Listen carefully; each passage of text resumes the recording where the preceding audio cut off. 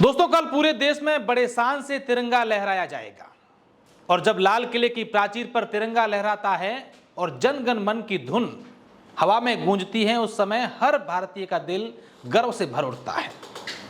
लेकिन इस आजादी की कीमत क्या थी? यह उन अनगिनत आंसुओं और बलिदानों और अनसुनी कहानियों की देन है जो इतिहास के पन्नों में कहीं खो सी गई है। 15 अगस्त 2025 को 79 वर्ष हो गए हैं, हम लगातार स्वतंत्रता दिवस मना रहे हैं। तो आइए आज उन 10 गुमनाम नायकों की कहानियों को जीवंत करें जिन्होंने अपने खून और सपनों से इस देश को आजादी का सूरज दिया है। ये कहानियां न केवल हमारे दिलों को छुएगी बल्कि हमें यह याद भी दिलाएगी कि आजादी एक अनमोल उपहार है जिसे सहेजने की जिम्मेदारी हमारी है। पहली कहानी है मातंगिनी हाजरा की।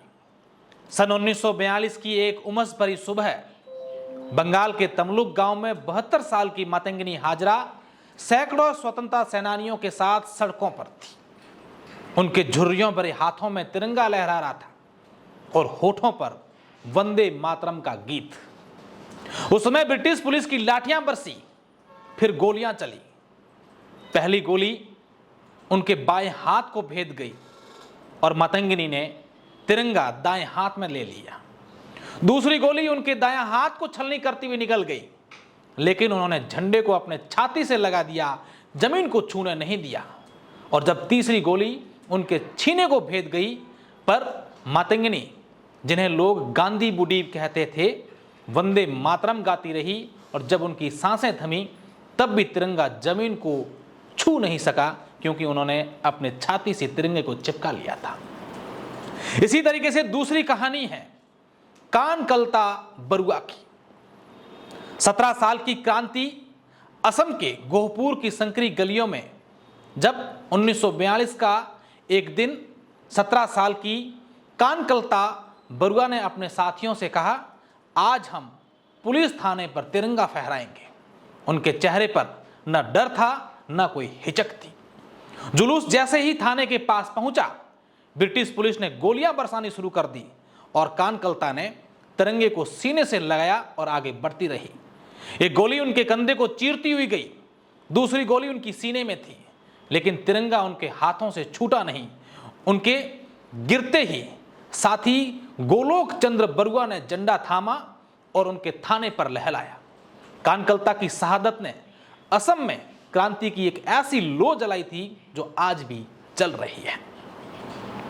अब कहानी है 21 साल के उधम सिंह की। सन 1919 में जलियांवाला बाग की मिट्टी की खून से सन 1919 में जलियांवाला बाग की मिट्टी खून से लाल हो गई थी। उधम सिंह उस नरसंहार के गवाह थे। चीखें, लाशें और मासूमों का दर्द उनके दिल में उतर गया था और उन्होंने कसम खाई कि जिम्मेदार माइकल ओडायर को सजा देकर रहेंगे। 21 साल तक वे धैर्यपूर्ण इंतजार करते रहे और 1940 में लंदन में एक हॉल में उधम सिंह ने ओडायर को गोली मार दी। अदालत में उन्होंने गर्व से कहा, यह मेरे देश के लिए था। फांसी के फंदे पर उनके चेहरे पर मुस्कान थी। उनकी कहानी धैर्य और संकल्प की अमर गाथा है। चौथी कहानी है तारा रानी श्रीवास्तव की।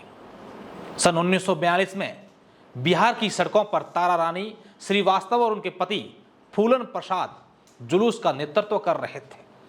तिरंगा हवा में लहरा रहा था और नारे गूंज रहे थे। इस दरमियान ब्रिटिश पुलिस ने गोलियां चलाई। फूलन प्रसाद तारा के सामने ही शहीद हो गए। तारा का दिल टूट गया, लेकिन उन्होंने आंसुओं को थाम लिया। उन्होंने तिरंगा उठाया और जुलूस को आगे ले गई। उस दिन तारा रानी ने साबित कर दिया था कि देश प्रेम निजी दुखों से बड़ा होता है।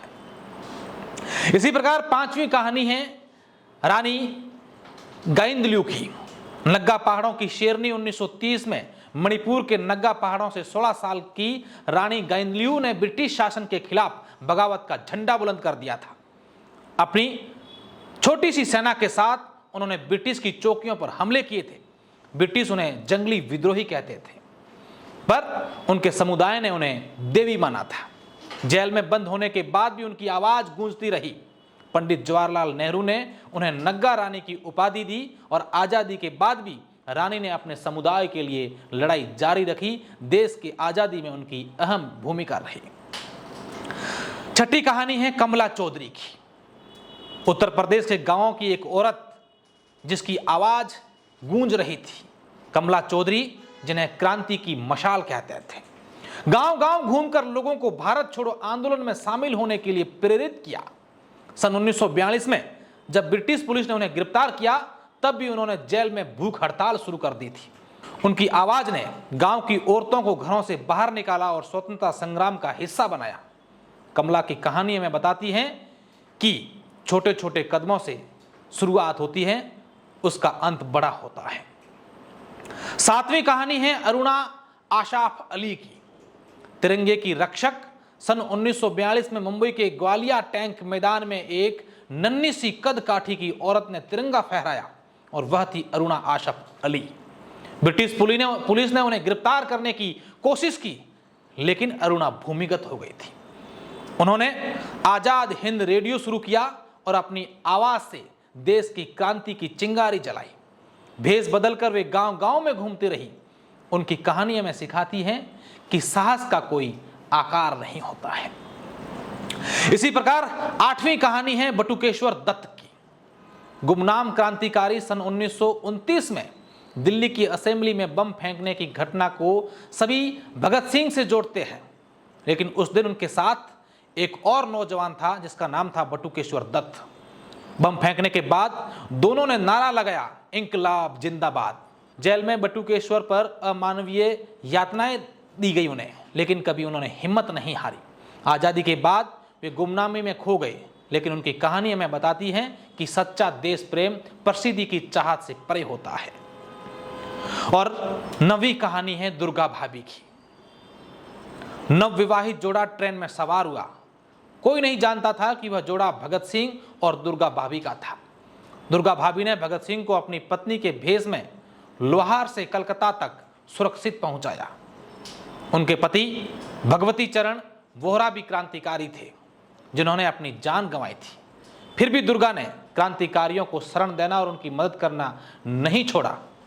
उनकी बुद्धिमानी और साहस की कहानी आज हमें प्रेरणा देती है। और अंत में 10वीं कहानी है उन अनजान सैनिकों की, उन गुमनाम नायकों की। इतिहास की किताबों में लाखों ऐसे नायक हैं जिनके नाम हमें नहीं पता है। वह किसान अपनी फसल जलाकर ब्रिटिशों को कर देने से मना करता था। वह मां जो अपने बेटे को क्रांति के लिए भेजती थी। वह बच्चा जो चुपके से क्रांतिकारी पर्चे बांटता था। इन गुमनाम नायकों के बिना किसी अपेक्षा के अपनी जान दे दी। उनकी कहानी एक गीत की तरह है जो हर भारतीय के दिल में बसता है। 15 अगस्त 2025 को हम अपने देश की 19वीं स्वतंत्रता दिवस मना रहे हैं। इस अनसुने नायकों की कहानियों हमें पुकार रही हैं। यह पुकार है एक नए भारत के निर्माण की, जहां एकता, समानता और प्रगति का झंडा बुलंद हो। आइए इन वीरों के सपनों को साकार करें। हर गांव, हर शहर, हर दिल में क्रांति की मशाल जलाएं। यह हमारा देश है और इसे विश्व के शिखर पर ले जाना हमारा संकल्प है। उठो, जागो और भारत को नई ऊंचाइयों तक ले जाओ। इंकलाब जिंदाबाद। जय हिंद, जय भारत।